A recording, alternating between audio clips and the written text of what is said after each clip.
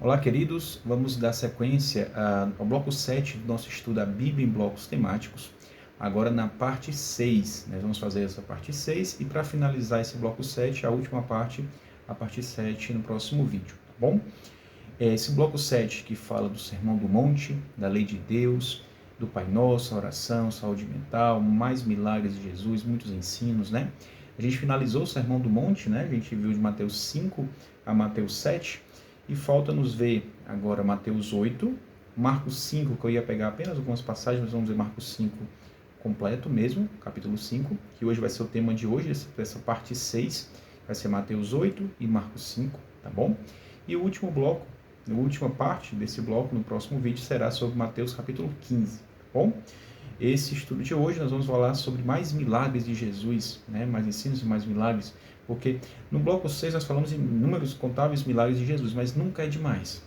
Em 3 anos e meio de ministério, não teria como descrever tantos milagres que Jesus trouxe, né? Tentando aqui tocar o máximo possível, né? Porque foram coisas demais, coisas maravilhosas, maravilhas realizadas, né? Só ressaltando que no bloco passado, no vídeo passado, né? Eu não comentei os versos 13 e 14, que falava da parábola, da metáfora do caminho estreito, do caminho largo, da porta estreita, porta larga.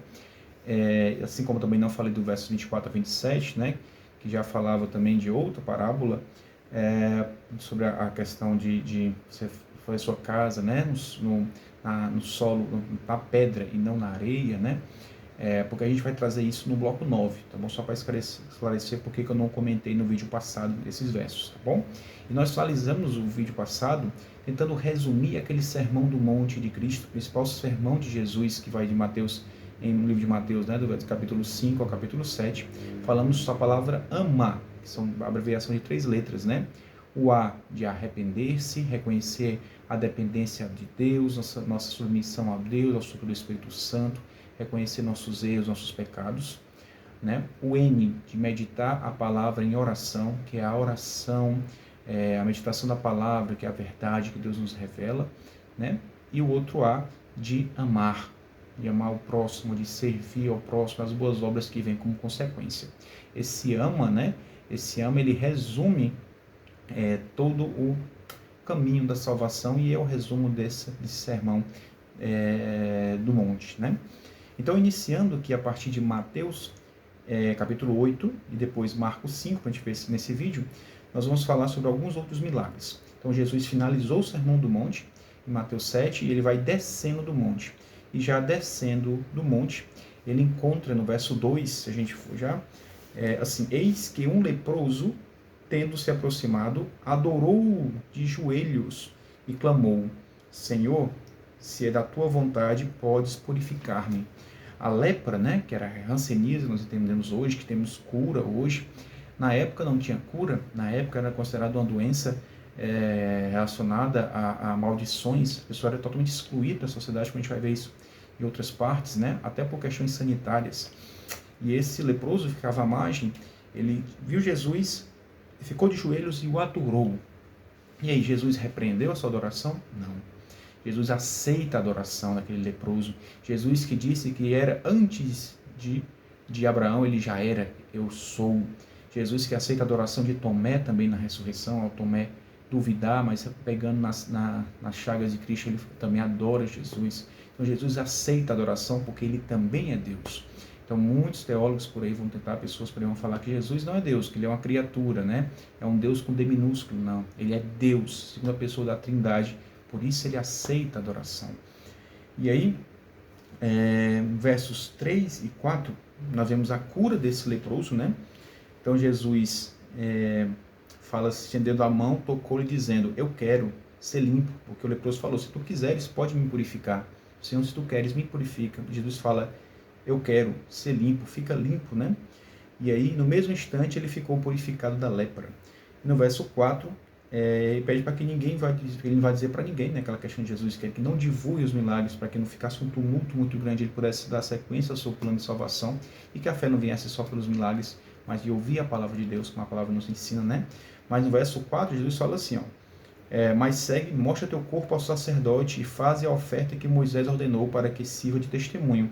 Então Jesus nunca foi contra os ritos mosaicos, né, que Moisés havia mostrado que os sacerdotes fariam se fizesse tudo bem feito, de bom senso, seguindo as orientações de Deus. Ele apenas ensinou como bem fazer esses ritos, como bem fazer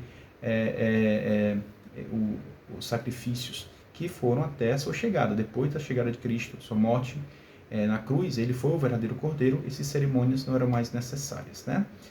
E aí, passando mais para frente, a gente vai ver do verso 5 ao verso 10, sobre a questão do centurião. Já em Cafarnaum, um centurião, que era um chefe dos soldados romanos ali, um pagão, né? Não era um judeu, não era um cristão, na verdade não tinha cristianismo na época, estava se formando nesse momento, né? Ele vai até Jesus, no verso 8 ele fala assim: Senhor, não sou digno de receber-te sob o meu teto, mas dize apenas uma palavra e meu servo será curado. É muito conhecida essa frase, né? Até porque esse verso 8, ele é citado na cultura católica, né? No entendimento católico, no rito da missa, né? Diz aí uma palavra e sereis salvo, é tirado daqui, né? Qual o contexto? Né? O centurião tem um servo dele que está adoecido e pede que Jesus o cure. E Jesus, me diga onde é a sua casa, para irmos até lá, né? Ele fala: eu não sou digno, no verso 8, de receber em minha casa, mas diz uma palavra e meu servo será curado. E mostra-se uma fé que Jesus fica totalmente surpreso, né? No verso 10, Jesus fala assim: Jesus maravilhou-se e disse aos que o seguiam: com toda certeza vos afirmo que nem mesmo em Israel encontrei alguém com tão grande fé. Então, não foi de um judeu, aqueles que aguardavam a vinda do Messias, que Jesus falou essa frase: eu não vi tão grande fé. Então foi de um centurião, de um soldado, um chefe de soldados romano, né? E a dependência que ele tinha, né? Ele fala assim: eu sei como meus servos obedecem às minhas ordens, se o Senhor falar, ele será curado, né? Ele reconhece que Jesus é Deus, que está acima de todos, né? E isso a gente pode até comparar essa fé desse centurião, quando a gente for ver no próximo vídeo, em Mateus 15, a fé da cananeia, aquela mulher que estava, que insiste em receber o milagre de Cristo, né? A gente vai ver mendigando o pão dos cachorrinhos, a gente vai ver sobre isso. Também não era uma judia, também era uma mulher pagã. Essa fé que Jesus viu pessoas de fora, né? A gente vai ver isso mais para frente, né? E no verso 13, né? Então Jesus lhe disse ao centurião: vai-te e da maneira como creste, assim te sucederá. Naquela mesma hora o servo foi curado. Então realmente o milagre aconteceu. E antes disso, Jesus falou no verso 11, digo-vos que muitos virão do Oriente e do Ocidente e tomarão lugares à mesa com Abraão, Isaque e Jacó no reino dos céus. E no verso 12, entretanto os herdeiros do reino serão lançados para fora, nas trevas, onde haverá choro e ranger de dentes. Ele fala que aqueles judeus que recordavam Jesus, devido à hipocrisia dele, dureza de coração deles, e hoje no nosso contexto como cristãos também, que dizemos que esperamos por Cristo, acreditamos em Cristo, pela dureza de nosso coração, muitas vezes podemos perder a salvação. E pessoas que não estão hoje no meio cristão, não estavam naquela época no meio judaico, viriam do Oriente, do Ocidente e seriam salvos, e sentariam com Abraão, Isaque e Jacó nos céus. Ou seja, nós quando morrermos vamos nos conhecer e conhecer até aqueles grandes heróis da fé nos céus, né? Cuidado, né? Para não julgar pessoas que não estão na igreja. A gente tem que atraí-las ao nosso testemunho, e muitas delas virão até Jesus e serão salvas no final. Haverá grandes surpresas nos céus. Pessoas que a gente achava que não seriam salvas estarão salvas, pessoas que a gente achava que estariam salvas não serão salvas, e a nossa salvação em si, né, será também uma surpresa, mas na verdade a gente confia na graça de Cristo, né? Porque não merecemos por conta própria, né? E aí, seguindo, dos versos 14 para frente, a gente vê 14 e 15, a cura que Jesus fala sobre a sogra de Pedro. Pedro era casado, ele cura a sogra de Pedro, né, para que ela pudesse o servir. Não é a cura só por curar, mas que ela fosse ao serviço. Então tem sempre um sentido por trás da fé, do serviço, né? Dos versos 16 e 17, ele cura também um endemoniado, um homem dominado por demônios, né? E aí se cumpre o que Isaías falou no verso 17, assim se cumpriu o que fora dito por intermédio do profeta Isaías. Ele tomou sobre si as nossas enfermidades e pessoalmente levou as nossas doenças. E isso se cumprirá fielmente na cruz, né? Quando Jesus realmente levou todos os nossos pecados na cruz, né? Dos versos 19 ao 20, nós temos aqui um escriba que se convence na fé em Cristo, que se aproxima de Jesus: mestre, quero te seguir para onde fores, né? E no verso 20 Jesus fala que os animais, as raposas têm suas tocas, as aves dos céus têm seus ninhos, mas o Filho do Homem não tem nem onde ficar, onde repousar a cabeça, onde descansar, né? E no verso 21, tem um verso que pouca gente compreende, muitos criticam, né? Alguém que chega para Jesus e fala: os seus discípulos lhe disse: Senhor, permite-me ir primeiro sepultar meu pai, para que depois eu possa ir segui-lo, né? Jesus fala no verso 22, né? Ao que Jesus respondeu: segue-me e deixe que os mortos sepultem os seus próprios mortos. Então Jesus foi tão assim rigoroso, né, a ponto de não aceitar que alguém enterrasse seu pai para poder o seguir, né? Na verdade não é isso. É porque realmente o sepultamento entre os judeus naquela época durava mais de um ano. A pessoa, provavelmente o pai desse homem nem teria morrido ainda, ou se tivesse morrido, haveria um momento em que ele seria levado ao sepulcro. Esperaria-se um ano para que se houvesse a decomposição, ficasse só os ossos, e após um ano esses ossos eram depositados no ossuário e guardados numa urna. E isso seria o sepultamento após um ano. Então, entendo que não era naquele sentido. Jesus ensina, né? Em primeiro lugar, o reino dos céus e a sua justiça, e todo mais será acrescentado. Então, poucos compreendem porque Jesus fala dessa forma, mas é porque é o contexto cultural da época, né? E a questão de prioridades também.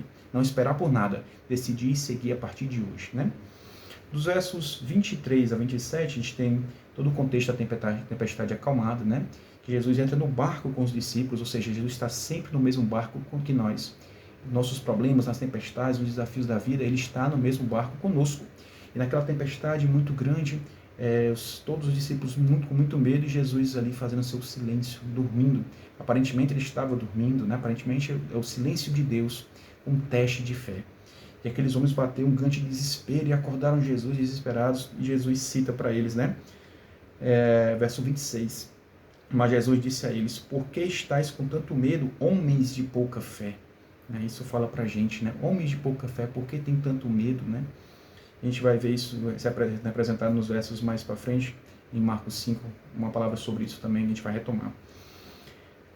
E levantando-se, repreendeu os ventos e o mar, e houve plena calmaria. Eles questionaram no verso 27, quem é este que até os ventos e o mar obedecem, né? Maravilhados, né? E aí, pessoal, dos versos 28 a 32, a gente fala sobre o homem que estava possuído por demônios na região de Gadara. E esse homem, ele ficava nos sepulcros, ali nos cemitérios, todo banhado de sangue, né? E ele abordou a Cristo, pedindo para que puder, por que vocês me atormentam, Jesus? Não, ainda não chegou a nossa hora, né? Nos atormenta antes do devido tempo, no verso 29, Jesus fala, porque eles sabem que haverá o momento certo para que os demônios sejam destruídos, né? E pede que pudessem serem lançados naquela manada de porcos que passavam por ali, né? Verso 30, né? Então, os judeus que não tocavam em mortos, aquele um banhado de sangue, outra coisa que não poderia ter tocado, e os porcos que não faziam parte da dieta, né? São animais não fazem parte da dieta dos judeus, a gente vai discutir sobre isso em Levíticos 11, está aqui representado, né? Como uma lição também para os judeus. E Jesus permite que aqueles demônios fossem até os porcos, né? E aí o povo ali que tinha um comércio daqueles animais ali, em vez de ver que aquele homem ficou curado, eles expulsam Jesus daquele vilarejo. Jesus vê que ele se preocupou muito mais com a questão comercial dele, a ganância deles, do que o milagre do próprio Cristo fazendo milagres ali, né? Esse contexto de Gadara, né, desse homem possuído de Gadara, ele está mais... Então, já passando para Marcos 5, devido à questão do tempo também, nós vemos que de Marcos 5, 1 a 20, ele vai falar desse mesmo episódio sobre esse homem possuído da região de Gadara, né? E o final, quando esse homem está curado, ele pede para seguir Jesus, né?